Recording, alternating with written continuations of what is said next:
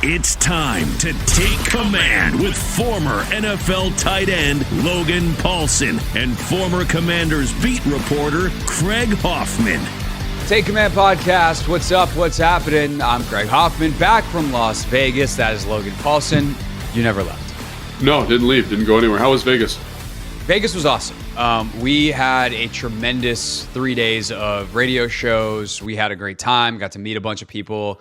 It's always great being on a radio row, as you know, being at these NFL events, whether it's the Combine, whether it's the Senior Bowl, whatever. Like these people that you may talk to on the phone, or you may text with, or you may have on a show, and you finally get to meet them in person.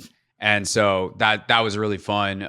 Bomani Jones and I kind of had that conversation on the air, which is a lot of fun. We were just talking about how like that for Bo and I, he's been on my show a bunch, and is a great guy that I've gotten to know over the years, but like we never actually met in person. And so we were talking about kind of that phenomenon, not only with each other, but with so many other people. He had a great line talking about like the, how'd you get my number crew?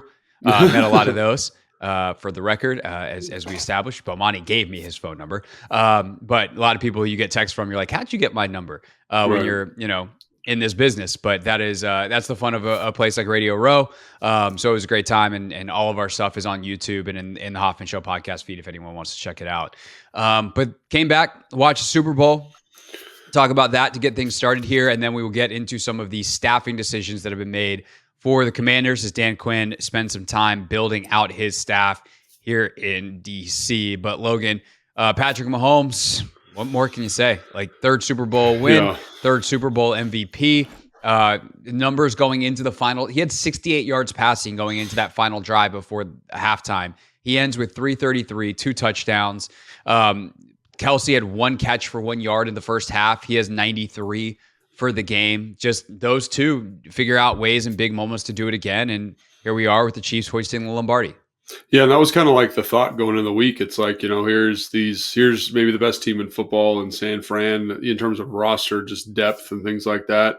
But I just couldn't bring myself to pick them to win the game because of Patrick Mahomes and what he does. And it's just every time I watch them play, it just shows you how important. Even San Francisco, like Brock Purdy had, I think, a solid performance and did some of the things I'm going to describe here, just not to Patrick Mahomes level. And he's the guy that is becoming like an adjective in his own right, Mahomesian and all this kind of stuff. And so just, the draft's coming up. There's lots of quarterbacks, that we're going to be looking at. And just the ability for him to create when the structure of the play is not there is just unbelievable. And the fact that him and Travis Kelce have this incredible rapport. I know I'm not saying anything incredibly novel here, but I think back to 2 years ago when I was watching a lot of Kansas City film, getting ready for EB to come in. And I just was like, he is special in that way. And in the biggest moments when the lights are brightest, like he gets it done. And so there's a magic to it. Sometimes he's extending plays when he shouldn't, but you live with that because when he does it in the biggest moments, it ends up paying off for you. And I just think like having that playmaking piece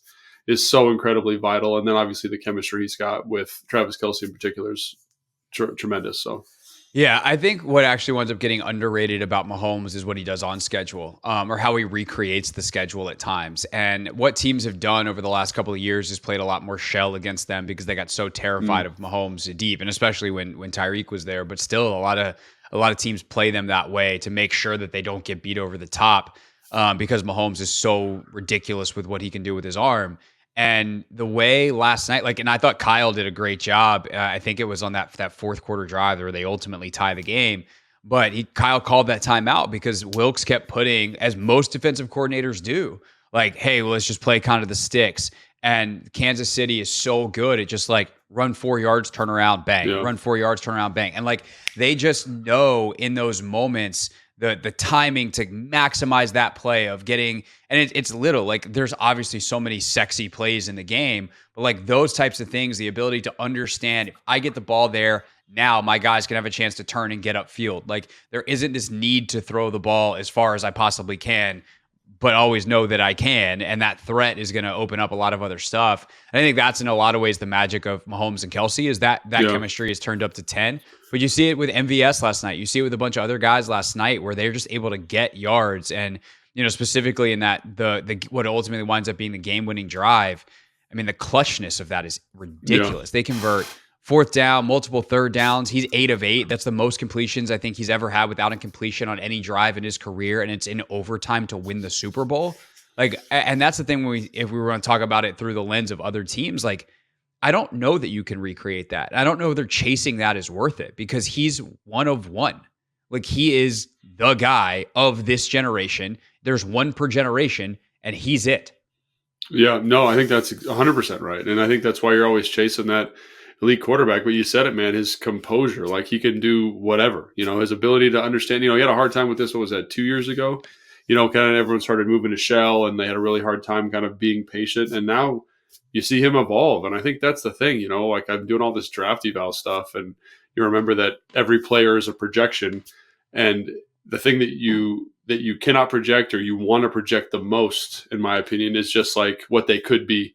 But it takes a special person to kind of actualize that, the ability to say, hey, man, we're getting this certain coverage structure. I'm okay hitting the 5-yard out, the quick hitch, the underneath crosser to Rashid Rice. And then, the great job by Travis Kelce kind of creating that rub there late in the fourth quarter, or maybe that was overtime. I don't remember exactly. But those types of plays, man, like that wasn't what he was 3 years ago. And he's grown into this, and understanding how to play a conservative brand of football at times and how, when to like let it go. And I don't want to say it was a perfect game from him because it definitely wasn't. He threw an interception, obviously, but his ability just to make plays, when you need them. And you said, oh, he's operating out inside of structure. Yeah, but he does the outside of stuff structure great. His scrambles, right? The RPO stuff, like the 4th and 1 where they're going to call the RPO, like it's all there for him. And I think that's what you have when you have a really, really talented guy. And I mean, I think you look at that roster and you compare it to San Fran and it's like, the receivers are okay. Tight end's probably a wash. Offensive line, maybe a wash, but he's the X factor in that group in terms of elevating that offensive skill position group and elevating that team. And it's just, you can't say enough good things about him. I know people don't want to hear that probably, but he is a fantastic football player that is a lot of fun to watch, I think. I think the other thing that really sticks out for me is like his command of the moment, and it's never too big for him. He just gives that like, come on, Andy, give me the next play. He has that little hand signal that he does. He's like, come on. And I also think of like situational awareness. I mean, Nick Bosa to me like blows. I don't want to say like he blows the game, but like he blows a play that can make the game because on that 4th and 1, like it's 4th and 1 and it's the Chiefs. Patrick Mahomes is not handing that ball off. Like, why are you chasing the run? And like the moment, in the moment, if you can just have that awareness to be like, look, it's 4th and 1. There ain't no way that, and if he does hand it off, then I'm probably not making the play within 1 yard on the backside of it anyway. I would be, if I was Nick Bosa, running full speed at Patrick Mahomes. And instead he chases the run on the backside. Like, screw the assignment. It's like those kinds of things of like understanding the moment. And I think that, on the other side, by the way, defensively, like Spags nailed those moments in terms of the calls and the situational awareness. And Romo talked about it a little bit on the broadcast of like, sometimes you have to know the other guy. Sometimes you have to know, like, yes, the call says this, the assignment is this, but you have to, as a player and as a coach, understand the moment. And like Mahomes always understands the moment. And that, like, when I say Bosa blows it, like he blew it by doing his job. He got manipulated by the play. I was about to say, I think the thing about that is, I just want to point this out. Like with the Bosa thing, like I think that's a really well-designed play. And I think people sleep on how well-designed it is. And so what I mean by that is you get like essentially a 4x1. And they ran that same RPO earlier in the game. And you can tell by assignment, they basically ruled it so that he has the dive, he has the handoff, right? And they're going to scrape somebody over the top. But because they're running a 3-receiver route concept and the back's running away, they basically account for every single coverage player to that side of the formation. So the guy that would normally scrape for the ball now has to match the back because it's a 4-receiver set, So I think like that's just good. That's like you found a glitch in the matrix as a play caller, right? They are not lining up to it correctly. They can't, from a position standpoint, get it done. And if they were to shift over and you're to hand the ball off, like it's going to be a big gain in the front side of the run. So again, like that to me is more Andy Reid, like putting a player in conflict. That's a good football player in Nick Bosa, right? He's an excellent football player, one of the best at this position. But that's why that game is fun to watch because he found a glitch in the matrix in 2 critical moments that led to explosive plays for that offense. And it's awesome, and it's not something they do a lot in season. They don't run him like that in season that much. He's a scrambler, obviously, but saying, hey man, all our chips are on the line. Like we need to bring this type of play innovation up, I think is again, why you watch these football games, Right, for sure. But I guess that's what I'm saying is like Bosa does his job, but like Mahomes plays out of structure and is But amazing. I guess what I'm saying to you is like if he doesn't, like let's say he does go upfield and Mahomes hands it off and you both scrape out, that's it's fourth. And I guess what I would tell you is it's 4th and 1 with the Super Bowl on the line. Mahomes ain't handing that thing off. But I think the thing is like defensive structure. Like if I don't do what I'm supposed to do on a zone read specifically, like if I don't do it and we both get the scraper over the top, like that's a first down either way. So like and he's reading he's reading the defense. If they want to hand it to Isaiah Pacheco, either way, it's a first down is what I'm saying. And like, so basically like you're mad at a guy who can't be right. And you're saying that it's his fault they lost the game. Oh, I'm not I think mad that's at unfair. him. I think that's unfair. I am saying if I am in control of the play as Nick Bosa, I am taking the ball out of Patrick Mahomes' hands. And I think it's still a first down is what I'm saying. Okay. Isaiah Pacheco can get the first down all day. I'm not letting Patrick Mahomes get the first I down. guess what's the goal there? Is the goal is to stop them from getting a first down would be my feedback. The goal is to take the ball out of Patrick Mahomes' hands and live with the result as opposed to putting the ball in Mahomes' hand and living with the result. Because I like my chances of the result better. It's still a first down though, Craig. That's the thing that I'm stuck on there. It's like you want him to run at the quarterback. I guess also he's going to hand the ball I'm anticipating that Mahomes is not handing it off no matter what. Like Mahomes is like, it's 4th down. I am not actually reading this. I am taking this ball because I would rather try to fling it to Travis Kelce or make a play myself than hand this ball to Isaiah Pacheco. But he's reading the end. Like that's his rule. Like that's the thing. The end Mahomes plays doesn't down. care about a rule with 4th and 1 with Super Bowl on the line. I think he does because, like, I think that's why the play is designed. And Nick Bosa does what he's supposed to do, plays down. You're right, but I think if he plays up the field, he hands the ball off. It's a first down either way. And I understand your perspective, but like again, that's not my job, and I got to rely on people to do their job. And again, that's a well-designed play by Andy Reid that puts our defense in conflict and our defensive rules. So, like, I think it's unfair to levy that criticism against him on a play where he literally cannot be right because he's the read player in that system.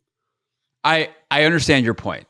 I'm just saying your in the point. moment. I think you're wrong though. I think it's unfair. I think it's unfair for us eating cheese dip and curds on on the whatever. My lactose intolerant ass was not eating cheese. Yeah, whatever we're doing. But I was eating many other delicious foods. I will say, though, you talk about the good offensive design. The fact that they ran corn dog again, the play that basically won them the last Super Bowl, that short motion and out, which causes tremendous conflict for the defense. Like that one, what a call with the game on the line. And you can't be right if you're you can be right if you're the defensive back, but like it takes so much communication. Yeah. And I think that's something that in both of these teams, I kind of expected. I didn't expect a lot of field goals in this game. We wound up getting a couple longer ones. And in fact, it broke the Super Bowl record for longest field goal multiple times in this game. But the red zone execution for these teams all year long has been so good. And I think it shows like the caliber of play caller and the caliber of play designer both these guys are. And, once that ball is down inside the 10, you're going, this game's over. And think of how many teams, including the one that we talk about predominantly, like that just doesn't feel like the case. Yeah, no. I mean, it was one of those games, man, that was just it just had everything you wanted. You know what I mean? And I know a lot of people were disappointed, but like the drama and like, I think the other thing that really stuck out to me is it was like defensive football was excellent. There was a lot of really good defensive football, great special teams play. Obviously, there's a muff punt, which is a mistake, but the field position battle early on to kind of get them backed up. So, yeah, I mean, it was a fun game to watch. And again, I just come back to like the only thing that you can say about it because like turning the football over, possessing the football, they each had a turnover, they each had some bad special teams plays, whatever. It just really comes down to like Mahomes is just that dude, honestly. And I think honestly, this is another thing we got to talk about is how good Kansas City's defense is. Like, he just did such a great, and you alluded to this already, but like, holy cow, man. Like, Kyle in that third period is trying to get out of like this run first tendency, and he's trying to run some play action passes, and just the ability for them, the guys on the outside to match up at a high level, the pass rush to get home, the pass rush to read through all the noise and guys to get to their spots. It was really impressive. And again, like I watched Kansas City's defense a little bit this year, but I hadn't watched them like that. And to see how good they were in live and in living color and how good they are at every level of the defense, again, is really impressive. So, I mean, to shut down Kittle like they did is ridiculous. The outside guys, McDuffie, Snead, were phenomenal. Obviously up front, Chris Jones. It's just how yeah, they do a good job of making him like, how was he unblocked multiple times? And you're going, that's got to be a design flaw. And it's like, yeah, Kansas City's also has a design surplus or a design plus from them that they figure out how to get that done. And he's so quick. But yeah, there are key mistakes at key times. I think the biggest criticism I would have of San Francisco is one that you've kind of had in the back pocket all season long, and it's not Kyle Shanahan's decision to, take the ball first, which I do want to talk about because I think it's actually a really fascinating thing that I've gone back and forth on. But they took a kicker in the 4th round, and that kicker's not very good, and it is and this extra point is like, I know it feel like. The phrase "it's the difference in the game" is like a little bit oversimplifying it, because like, oh well, if they just had one more point, then they won't go to overtime. But like, think of all the strategy decisions that go differently down the end. Because instead of kicking a field goal to tie the game, like Kansas City's now got to go for it if they're down by 1. And like the strategy on for both teams when that game is 1 point different, 4-3 in terms of the lead, as that thing develops is tremendously different for the final, whatever, 9 minutes or whatever it was in that game. So that to me is like, if you want to criticize San Francisco, yeah, they got in a rut offensively. But I credit Kansas City's defense. Yeah, they have a very silly special teams mistake, but like that's on some level bad luck. The ball comes down and hits the dude's foot perfectly. Although, you obviously you want your punt returner to do a better job of clearing everybody. McCaffrey's fumble, like it's football. Yeah. Those things happen. You don't take a kicker in the 4th round unless it's Sebastian Janikowski, and then you take him in the 1st, and then you have 20 years of excellent kicking. But that is the kind of thing that has been their bugaboo all year long. Like they took this kid in the 4th round, and Moody hasn't been very good. And it just sucks that it. I mean, I hate it for Kyle, and I hate it for that organization, who I think is, I think Kyle's the best coach in the sport. That doesn't change because Reed's got Mahomes. I think that's one of the best run organizations in the sport. That doesn't change because they lost in the Super Bowl again. They've still made it there more than just about everybody else, except for that other team they played. But at the end of the day, like that's a catastrophic mistake by that organization, and comes back to bite him in the biggest moment. Yeah, that was a tough deal. And, and everyone says, oh, it was blocked, but like it's a low kick, man. It's really, really low. And I think like those things, that's the kicker's fault, or, operation, whatever is happening there. I didn't go back and study that, but yeah. And those are, it's a building block. It's a piece. And I know people kind of wanted to forget talking about special teams, but they play huge moments in the game, pivotal moments, right? Missed field goal, whatever. And I just think, you want to like invest there as a staff and as an organization, but like, is that resource, is that 4th round draft pick better allocated someplace else? And then you had to go through an extensive tryout in the offseason. I don't know. But again, they must have had a really high evaluation on him, and it's kind of a bummer that didn't work out for him. So yeah. The other big difference in this game for me for San Francisco is that Greenlaw injury is like, that's just the worst luck that I've ever seen on an injury. Running onto the field, blows his Achilles, and the game was different. Like Kansas City attacked, I think Burks as the backup, and you just feel bad for the dude. Cause like, I mean, you feel worse for Greenlaw, but like if Dre Greenlaw plays, like, does that game go to overtime? Like probably not. I think San Francisco probably wins the game. Like he's that good and that much of a difference maker. We'll never know, because at the end of the day, like 15 still on the other side waiting, but hugely different, and the way that Kansas City started to open things up was attacking what should have been Dre Greenlaw. Yeah, and I think Dre Greenlaw, like in addition, you never know. We're playing this crazy hypothetical. First off, feel terrible for Greenlaw. Like what? Just like a terrible injury. Like you should do something on your Train with the Best podcast about that. Like, is there an actual increase in Achilles tears? Because it just seems like everyone's getting them all the time now. Yeah, but, and just like it's so I don't even know what you do there. Like, I mean, he's running onto the field, and I guess his cleat must have caught at a funky angle. Like, what the hell? Well, I mean, this is kind of nerdy, but that like angle, that mechanism, like that drop step is like where you're really putting a lot of torque on the. But I mean, like he's done that a 1,000 times. And it's not like he's going. I mean, full speed. But if it happens when he's going to run after a play, because it's like an instant launch, but like I don't think he's even going full speed. He's going to run on the field. Yeah, so really bummer. But I think the thing that I noticed when he was gone was just the energy. Like every play, him and Fred Warner were absolute maniacs to the football. The energy each tackle, the way they energize the sideline, and all of a sudden this guy who honestly felt to me just watching, and I don't know what he's like in the locker room necessarily, but felt like the heart and soul of that defense in the first quarter is gone. And I don't care how good that other guy is, that emotional investment you're getting from the team by losing that guy is just, it's hard to weigh. That guy that's just every tackle is up like an absolute lunatic. He's giving everybody high fives, getting headbutts in, like it does something for you. And that San Francisco defense, I think through the first quarter, probably really right up to his injury, looked awesome. And all of a sudden they were a little bit shook, a little bit out of sorts. And again, like his leadership, his energy, his physicality, I thought that was the other thing. I just was like, this guy's going to kill himself. Like he's playing so hard.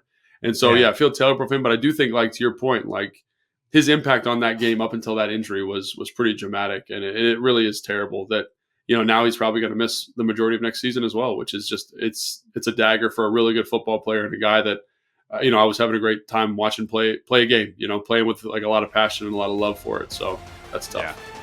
Really tough.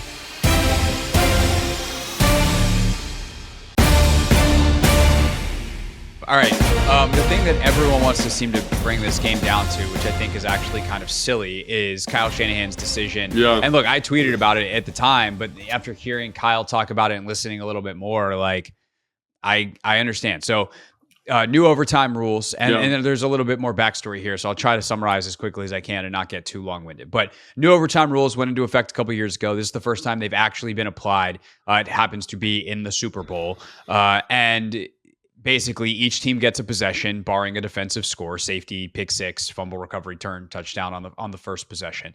But each team gets an offensive possession. If you're tied after those two possessions, you continue to play in sudden death.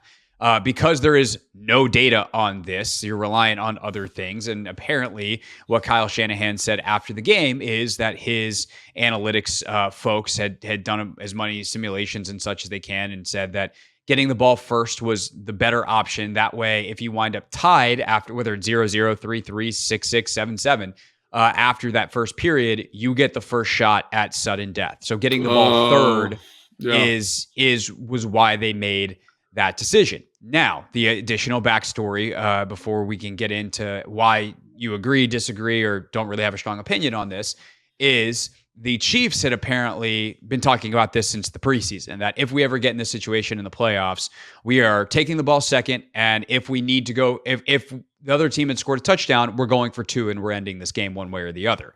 So the Chiefs had a plan. Meanwhile, multiple San Francisco 49ers players were quoted in the locker room as saying they didn't even know the new rules existed. They thought it was just like the regular season. So they were like, of course we took the ball first. And that was that. Kyle Juszczyk amongst those who said that at the podium. So it seems like the team on Kansas City's side was prepared. The team on the 49ers side was not prepared. The coach had certainly thought about it in Kyle and had a reason that I think is pretty interesting. Yeah. What to you matters or doesn't matter amongst all that, and what do you make of the decision? Yeah, I mean, I agree with both perspectives, and I know that's kind of like the coward's way out. I think if I was a coach, I'd probably go with what Kansas City did. Knowing the rules, knowing the totality of the rule, I'd probably want the ball second, because then I know exactly what I need, right? I know I can go for it on fourth downs. I can, be a little bit more aggressive, and I think honestly, like, Kyle probably should have treated that first possession that way, right? He should have been more aggressive to get a touchdown, I think, early on, but you don't have that urgency, right? That's not there. The scoreboard's not lit up with the wrong score on it. You are kind of like hedging for that opportunity to go to sudden death potentially, right? And you're like, well, I can't really screw this up, because if we don't get any points, we're really in a bad spot. But I think when you saw Kansas City come out there like, well, we need to score a touchdown. We're going to be aggressive to get that done. And I think it just gives you a little bit more, as an offense, as a team, more urgency, more motivation, saying, if we get this first down on 4th and 1, we win this football game. And then you just do that a couple times and you're in. And I think like that was the thing that stuck out to me, just from like a psychology perspective as a player. Like I just like, and as a coach, I coach high school football. We spent a lot of time thinking about these situations. Like I want the absolute, like, hey, we need 7 points. Okay, let's go do whatever we can to get 7 points. And I think that motivation, as much as that other possession is really valuable, I would probably lean towards what Kansas City did in that situation. I do too. And that was my initial thought, and that is where I land. But I also understand Yeah. what Kyle's talking about 100%. And Seth Walder from ESPN Analytics said they ran a bunch of simulations. I think it was last year, and it was staggering how close it was, that it was Yeah. basically 50-50 in terms of who won, which team got the ball first or second. I think that then that leaves open to kind of interpretation. Like, when I tweeted out initially, like, why would you take the ball first? And I didn't think of like the getting the ball third thing. Yeah. A lot of people tweeted back and were like, hey, well, their defense is exhausted. Like Mahomes just ran it down the field on them. And in that case, like that would make a lot of sense. And this kind of goes to, I think, the problem sometimes when we talk about analytics is I think a lot of discussion about analytics happens in absolutes. And I think that's very silly because what analytics does is it gives you probabilities. And if it's even if it's a 60-40 probability, like if there's a set of circumstances that makes you go as a coach, like I know that 60% of the time making the other decision win, but I'm pretty confident with how screwed I am right now for X, Y, or Z that I'm going to be in the 40.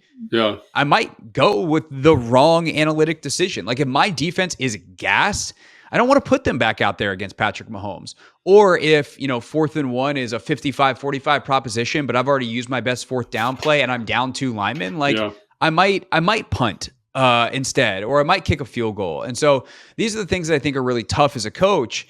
And also like the strategic element of this is pretty fascinating because like you said, if you're taking the ball first and Kansas City's just gone down and the only thing that stopped them at the end of the regulation was the clock. It was not your defense. Do you then play like we need a touchdown? But imagine making that call. Yeah. You're down there and it's 4th and 4, I think, at the 9-yard line. Going for that, if you miss it, and now Mahomes just needs a field goal, like you just lost the Super Bowl. So it really comes down to like either way. That's the thing. I think that's a brilliant way to characterize it because either way, you lose the Super Bowl. You have to operate, I think, in that situation under the assumption that he's going to score.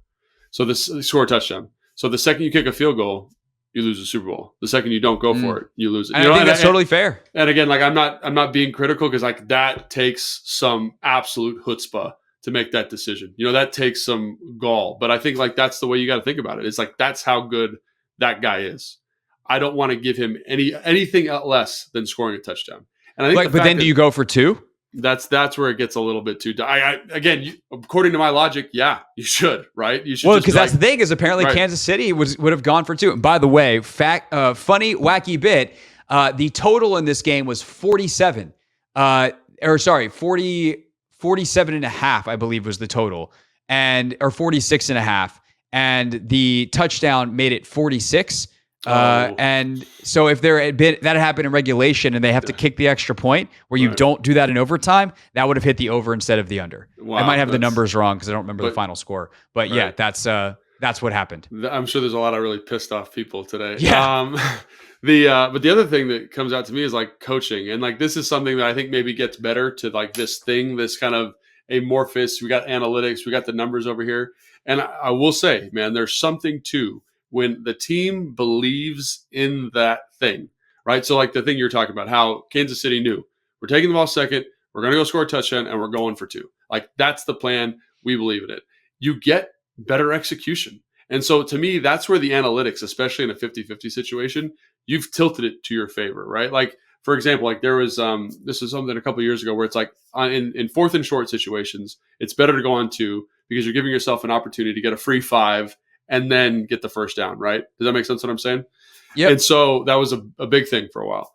But every offensive lineman absolutely despised that. They hate it because in a 4th and 1, they want to just let it rip. They want to fire off the ball. They don't want any kind of indecision. And I think and even though that's analytically probably not the right thing to do, you're getting better performance from the players in that situation. And I think that's what Kansas City ultimately cultivated there was like, they created a belief system and an ideology that fit the ideology of their team. And now all of a sudden they're able to say, hey, like, this is who we are. This is what we're doing. And let's go make this happen. Let's win the Super Bowl.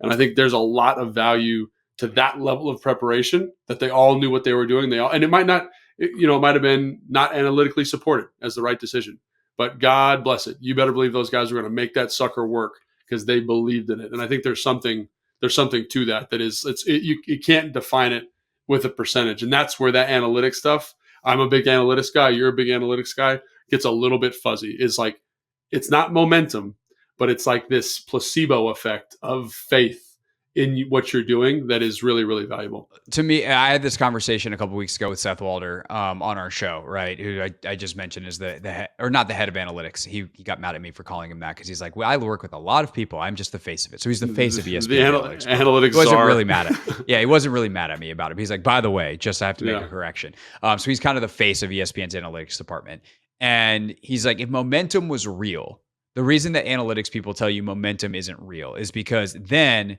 you would have like an outside, like you would overperform the number.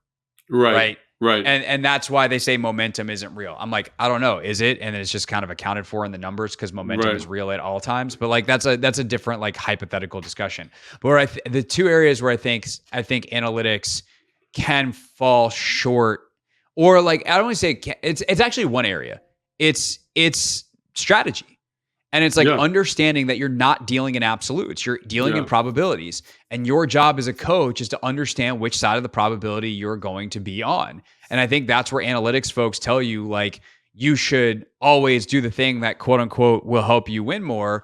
But like, if you know, based off psychology, which is real, based off of schematics, which are real, based off injuries, which are real, that you're going to be on the 30 side of a 70-30, that you just don't have the answer, then like you can't make that decision. And that's coaching. Yeah. And so I think that's where it gets really hairy and really complicated. And I know analytics like purists would disagree with that and tell me you're just making an excuse. But like, I think I don't agree with that. And I think the other part about the psychology that you mentioned too is like, Kyle has often coaches in a way that trusts his defense. And like we talk about the Greenlaw injury and true. Like, can you coach the same way? And like, what does that even mean? Does that mean you take the field goal and trust them? Or does it mean you go for the touchdown and say, hey, we're trusting you that if we don't get this, you guys are going to hold them to nothing. Like it is tough. Those are like the real decisions that you got to make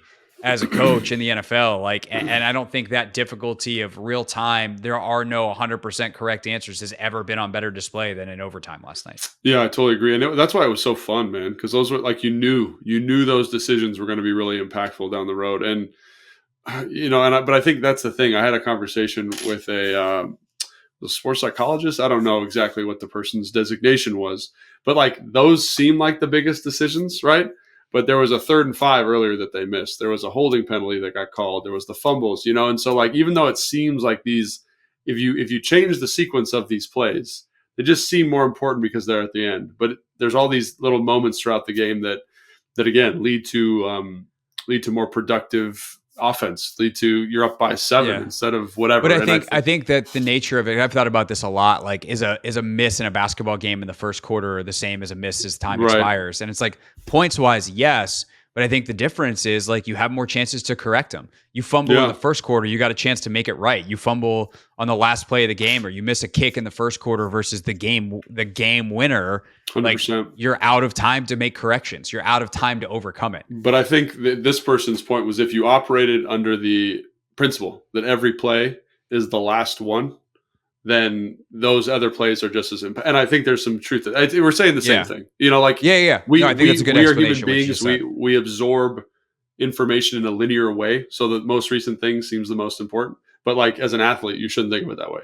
Every play is its own thing, which is frustrating and annoying. But I also think when you look at the game in its totality that way, you say, oh, wow, there are all these, like the field goal is a great example, the 3rd and 5, whatever, like all these different plays. You're like, man, if they make this play, if they make this completion, if they call that penalty, it's a different outcome. And I know fans probably don't want to hear that, but like that's something as a player and as a coach, you think about all the time is like those 5, 6, 7, maybe 10 plays in a game that totally change the outcome. And we talked about, Greenlaw, not even on a play, walking in from the sideline. What does that look like? Well, it's kind of also the 1 degree theory, right? If you have if your navigation is off by 1 degree, and you fix it quickly, like it ain't that big of a deal. You keep sailing, if you will, you're going to wind up in the very wrong place if you just keep on going because that trajectory is off. And, that's some of these strategic decisions that because of the score, the situation, whatever, you treat the rest of the game differently. It's not like you just change the points on the board. It's everything that happens as a result. All right. That's the Super Bowl review here on Take Command. Coming up next, we will talk about the new additions to the Commanders coaching staff.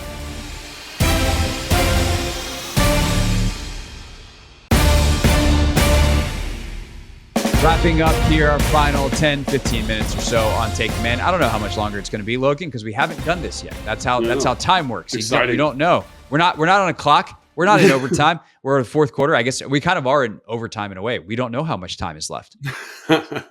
By the way, speaking of the rules thing, that was a question I did have. I knew the new rules, but as that we got near the end of the first overtime, I did not know in whether or not it was like that was the end of the first quarter or like, hey, does Kansas City need to score before time expired? What I thought. Yeah, I was like, they need to score a touchdown right here? Like, what's happening? Do they need to get going? Like, what's going on? It was really weird to watch, yeah. Yeah, so luckily Gene Steratore on the broadcast did say, like, no, this is the first quarter. Because otherwise, I guess you would have had a 2-minute warning. So that makes sense as well. But there you go. We all learned something, even if some of us learned more than others. Okay, Commanders have made a couple of hires since we last met, including one this morning, Bobby Johnson. Now the offensive line coach for Cliff Kingsbury and Dan Quinn. Last couple of years, he's been the Giants O-line coach. I don't think the job he did in New York is why he's getting this job, because it has not been a pretty couple of years for the Giants offensive line. But he's had some other good results, good stops, and I think there's also a tape study to be done here that I know we haven't had the chance to do yet, where we go, okay, is this well designed and poorly executed, or do we have real questions about the hire that just got made? Yeah, and I will say this though, like to Bobby's maybe credit, and I've got to watch more film, obviously, of what's happening here. But just thinking back, like they do a good job of like marrying run and pass concepts together from a formation standpoint. That's the offensive line coach. Obviously, they're coaching technical elements, but there's a huge tactical element to that job in terms of what runs do we like, what are our best protections. I think from a run game standpoint, you see some good stuff. You see guys that are well coached. Obviously, Saquon Barkley has had some explosive runs over his time in New York that we're very familiar with here in Washington. So I just want to point that out. Like, I know that hire seems like, oh no, that's tough. Like, what's happening? But there are more layers to what that position does. And I also want to say, like, he's had a front row seat to see how to insulate an offensive line. I think New York, because they have a bad one, does a really good job of like calling plays, designing a game plan around insulating that group. So I think having that level of experience could potentially be very helpful. But again, so don't look at this as like on the surface and go like, oh my gosh, this is terrible. There are many layers to this position, and hopefully like he's really good at these other elements, and hopefully like maybe he just didn't have the right group of 5 guys up there in New York, and this is the right one for him. So yeah, and so we'll do some more tape study and dive into this deeper probably next week. But I will also say, like, on the resume, even these last couple of years, like Andrew Thomas was a second-team All-Pro 2 years ago.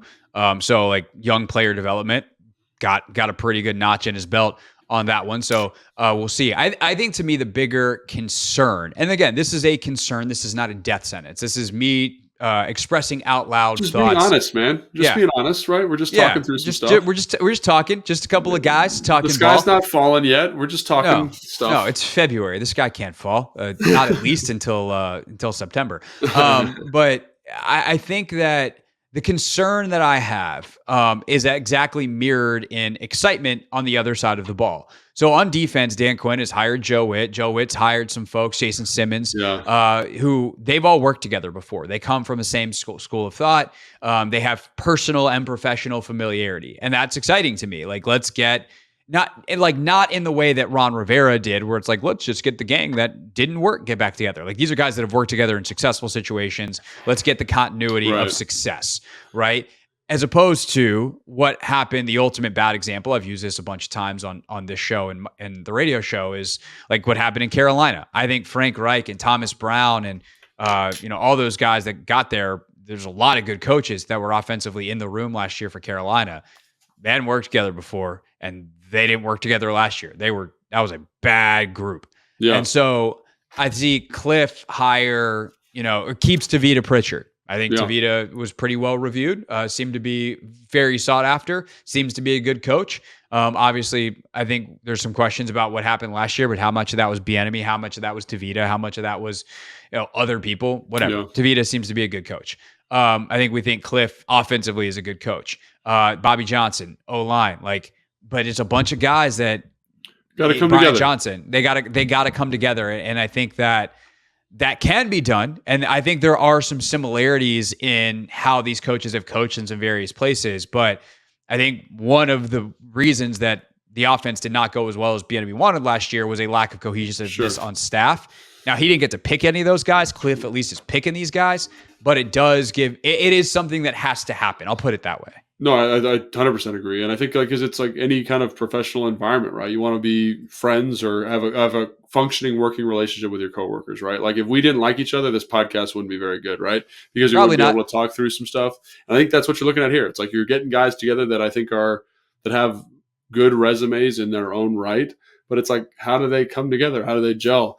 Much in the same way when you bring in players to a new locker room, like how do they gel? If you bring the wrong piece in, it doesn't work. So I think you bring up a great point about the defense. I think there's a lot to be excited about there, specifically in the back end. I'm really excited for the secondary. I think all of their experience, all of their kind of key data points along the resume is fantastic. But like you said, offensively, they've got some stuff that they got to talk through, they got to work through, and we won't have any kind of definitive information on that until we get later in the process. So, yeah, and I know you guys are talking to Cliff. Hopefully tomorrow or Wednesday, we'll see. Yep. Yeah, so Command Center should have a good interview. I would also recommend a couple of years ago during the pandemic, I might have mentioned this on the last show, but a couple of years ago during the pandemic, Sean McVay, I guess, was bored. So he and Peter Schrager did a podcast. And so Cliff was a guest on that podcast. And I thought there was some interesting stuff in that pod about for Cliff talking about how it was a struggle at times to find the time to be in command of the offense because you have to be the head coach first. Like you have to kind of mix and match your time. And he gets in at 4 a.m. and watches the tape, and it's the only time he can kind of get to himself. And he better be done by 7 because then he's got to get ready for the team meeting at 8. That's just the reality. And so now him as an OC, and it's kind of funny too, seeing some of the stuff that went around. Like even last night after Mahomes wins, there was this great list of Mahomes and his losses at Texas Tech under Cliff. And the stats are insane. Like he averaged in his losses 389 yards and 3 touchdowns. Wow. Average. That's incredible. Yeah. Average. And it's like, well, it seems to me like the defense was the problem. So maybe this Cliff only has to coach the offense thing might actually work out. But I do think, again, like the cohesiveness between Brian Johnson, Tavita Pritchard, and like making sure everyone is clear on their roles. I'm curious, like in your experience, have you been a part of staffs where there wasn't that cohesion? And then obviously, like, I think most famously that 2012 staff was very on the same page, or at least by the time the information got to you guys as a team was on the same page. Yeah, I think, every staff that I've been a part of, especially when it's not going well, like one that sticks out to me is like Chicago, like just guys that had kind of come from different areas, different backgrounds, different coaching trees. They all had, they're all very smart guys, but they're all like, this is the way we're going to solve this problem. And that just didn't jive, just didn't lead to a productive offense. And I think, we had a young offensive coordinator at the time. Dal Logan's a guy who I think is really smart. He's now the OC for South Carolina. So good job, Dal, back in the saddle. But, young guy and some older coaches underneath him that had a very strong perspective, a couple that were kind of on the way out, just kind of wrangling all those cats. I think, like you said, like you talked about the film element of being an offensive coordinator. I think there's a leadership element there too. Like this is the direction we want to go. And I think about Sean, I think about Kyle, in both San Francisco here. And then when Sean obviously was the OC, and then even when I was in Houston and like Bill O'Brien's the head coach and there's the OC, like there was a very clear vision for everybody. Right. And I think that's kind of what that offensive coordinator position needs to encapsulate. And I hopefully Cliff, because he's got the more time now, can kind of get that done and get everybody on the same page. And this is part of building the staff, right? And I think you hire these guys because you've got pre-existing relations with them and you believe in what they do. And I think ultimately, like, we'll have to see what happens, but that's definitely something to keep an eye on. Yeah, Johnson's the one that's interesting to me, like, because if you're keeping Pritchard, Johnson was a QB coach, then he was an OC in Philly, and he's got so much experience coaching quarterbacks. Like he was with Dak. Obviously, he's been with Jalen. He's known Jalen since Jalen was 6 years old. Oh, wow. Because Brian, when he was a a high school player, was coached by Jalen's dad before going to Utah and having a pretty good career as a player there. So like, what is his role? Like, what is his position? Like, what is his versus what is Tavita's? Obviously, Cliff is a former quarterback. Like, how involved is he there, and whoever this young guy is? And just as long as there aren't too many cooks in the kitchen, I think it can work. One thing that I do appreciate is this seems to be a pretty young staff. Maybe Bobby Johnson's definitely a little bit older than the rest of these guys. He's been coaching for 14 years. He's the O-line coach, but that is something that I have seen before. You know, when Kevin was the OC and Bill Callahan was on staff, like they butted heads because Bill thought he knew better at all times, and at times he may have been right. But Kevin was ultimately the OC, and obviously Jay was the head coach, and then all of a sudden Bill was the head coach in that final year in 2019, and that was not always pretty all the time. So that is a dynamic both in professional, like, you know, one thing that I like about Brian Johnson coming with Cliff is like Brian's played in a lot of he's a guy that uses a lot of spread stuff. Yeah. So like similar personnel groupings, but maybe some different ideas of how to deploy them. Like that could be really exciting. Yeah. But how do they get along, like personally, professionally, if you will? Not do they go hang out and have dinner, but like how do they interact as human beings in the building? How do they respect each other? How is that information and those relationships presented to the players? And that's the same as in any corporate structure, but that stuff becomes obviously really important. And I think on the defensive side, because the familiarity, you're not going to have to worry about any of that stuff. Yeah, totally agree. And I think the other thing, you mentioned like who gets what responsibilities when it comes to Tavita, Ben Johnson, and Brian Johnson, excuse me, and then Cliff. I think, one thing that you're seeing more and more with offensive staffs is you're seeing a run game coordinator and you're seeing a pass game coordinator. And that's just because, and I think you bring in that guy like Brian Johnson because he's got that ability to do that for you, right? And it just helps streamline the process a little bit. Kyle had a run game coordinator a long time for San Fran. I think Sean had a pass game guy. I think it might have been O'Connell when he was there. It's a valuable tool. So just getting guys who know offense, who've got that background, is extremely important. And I think, we'll see how it all settles in, like you said, but I don't think it's not a reason to be alarmed that there's these guys with kind of similar skill sets. Cause I think as long as you give them clearly defined roles and give them responsibilities, I think you want guys that are smart, that see things see things in a similar way and can come to easy solutions. No doubt. All right. So I would say the Thursday show. I think it'll be the Thursday show, later in the week show, whatever show's the next one. We will reflect. Logan, maybe give us some insight on the interviews with Cliff and Joe Witt, assuming that you guys get those guys on Command Center, get a chance to talk to them. But I do think the bulk of that episode will be a mock draft. We promise you mock draft 1.0. So Take Command mock draft 1.0. Let's see where we are before we head into the combine in a couple of weeks. So plenty of draft coverage between now and the end of, the end of draft season, the draft. Also, free agency primer needs to happen soon because free agency at this point is now like 3 weeks away, which is nuts. If you like this episode and you're not subscribed yet, do that. Subscribe wherever it is you're watching or listening right now, and we will see you later in the week for a mock draft. Yup, it's time on Take Command.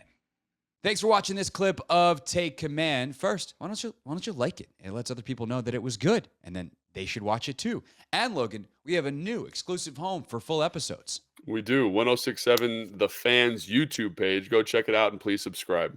Yeah, do what Logan said. Do it. Very, very smart.